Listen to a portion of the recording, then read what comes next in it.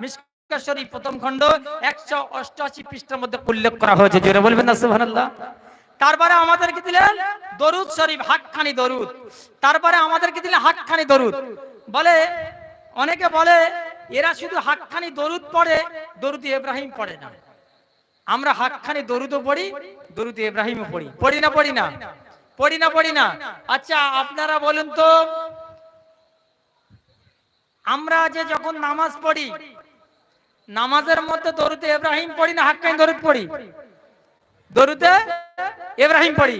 তা যারা বলে ওরা শুধু হাক্কানি দরুদ পড়ে, দরুদ ইব্রাহিম পড়ে না, তার মানে আমাদের পীর ভাইরা বিনা গাজায় 5 ওয়াক্ত নামাজ পড়ে, অর্থাৎ নামাজের মধ্যে দরুদ ইব্রাহিম পড়ে। জোরে বলুন না সুবহানাল্লাহ। বলবেন আমরা পড়ি হাক্কানি দরুদ। অনেকেই বলে থাকেন যে ভাই হাক্কানি দরুদ কোথায় পেলেন? এটা কোরআনে আছে না হাদিসে আছে? অনেকেই বলে থাকেন এটা পুরা শিরক, এটা পুরা বেদাত। আসলে শিরক কাকে বলে, বেদাত কাকে বলে তারা তো জানে না। না জানার কারণেই তারা বলে থাকে। আসলে বেদাত অনেক রকমের আছে। যদি বলেন যে তাদের ভাষায় তারা বলে রসুলের যুগে যেটা ছিল না, রসুল যেটা করেনি, সে নতুন করে কিছু আবিষ্কার করে, তার নাম হলো বেদাত। এই কথাই তো। এখন তাহলে তাই যদি হয় ভাই, আপনারা বলেন আপনি যে মসজিদে নামাজ পড়েন, ওই মসজিদ কি রসুলের যুগে ছিল?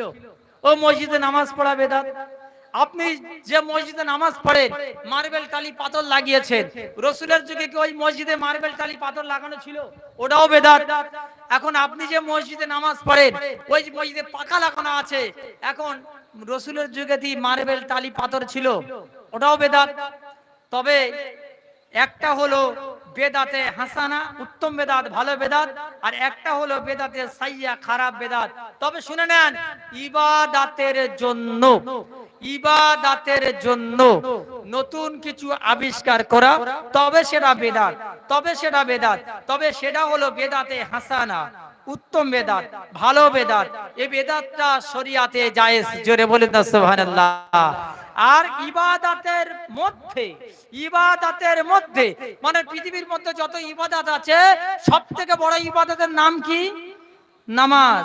এই নামাজের মধ্যে যদি আমরা নতুন করে কিছু আবিষ্কার করে ঢোকাতাম, অর্থাৎ দরুদ ইব্রাহিমের জায়গায় যদি হাক্কানি দরুদ পড়তাম, সূরা ফাতিহার জায়গায় যদি সূরা ইখলাস পড়তাম, তাহলে অবশ্যই এটা বেদাত হতো। তবে সেটা বেদাতে হাসানা হতো, খারাপ বেদাত। এই বেদাতটা জায়েজ নয়। তবে আমরা নামাজের মধ্যে দরুদে ইব্রাহিম পড়ি, আর নামাজের বাইরে অর্থাৎ ইবাদতের বাইরে ওয়াজিফা পড়ি, সূরা ফাতিহা, সূরা ইখলাস, ফালাক, নাস, দরুদ শরীফ। এবং আমার কামেল মুর্শিদ বলেছে 300 দরুদের বেশি দরুদ আছে। 300 দরুদের সারমর্ম এই হাক্কানি দরুদের মধ্যে আছে।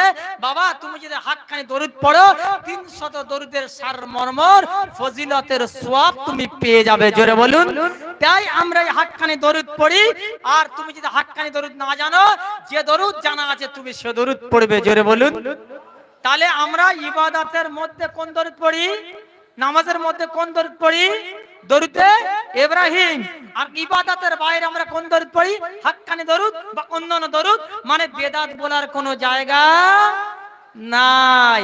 যারা বলে ওরা হাক্কানি দরুদ পড়ে না, তারা এটা মিথ্যা কথা বলে। আমাদের পীর ভাই, পীর বোনেরা বিনা গাজায় 5 ওয়াক্ত নামাজ পড়ে, আর নামাজের মধ্যে হাক্কানি দরুদ বাইরে, নামাজের বাইরে পড়ে, আর ইবাদতের মধ্যে, নামাজের মধ্যে দরুদ ইব্রাহিম পড়েন। জোরে বলেন সুবহানাল্লাহ। কিছু বুঝে আসলে ভাই? তারপরে বলবেন দরুদ, দরুদ মানে দোয়া। দরুদ মানে কি ভাই? দরুদ মানে দোয়া। অনেকেই বলে থাকেন এরা রসুলের জন্য দোয়া করে না, শুধু পীরের জন্য দোয়া করে। আরে আমরা যত বেশি বেশি রসুলুল্লাহর জন্য দোয়া করি, এত বেশি অন্য কেউ করে কিনা আমাদের জানা নাই।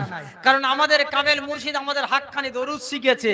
সেই দরুদ আমরা একবার পড়তে বলি, আল্লাহুম্মা সাল্লি ওয়া সাল্লিম ওয়া বারিক আলা আবদিকা রাসূলিল কারীম রাহমাতুল লিল আলামিন শাফিউল মুযনিবিন সাইয়্যিদিনা মাওলানা নবিয়ানা মুহাম্মাদ ওয়া আলা আলিহি ওয়া আহলি বাইতি ওয়া আওলাদিহি ওয়া যুররিয়াতিহি ওয়া আজওয়াজিহি ওয়া সাহবিহি ওয়া উম্মতি আজমাইন কামা সাল্লাইতা ওয়া সাল্লামতা ওয়া বারাকতা রাহিমতা আলা সাইয়্যিদিনা ইব্রাহিম ওয়া আলা আলি সাইয়্যিদিনা ইব্রাহিম ইন্নাকা হামিদুম মাজিদ। এই দরুদের মানেটা কি? আরবিতে পড়লাম তো দরুদটা, এটা মানে কি?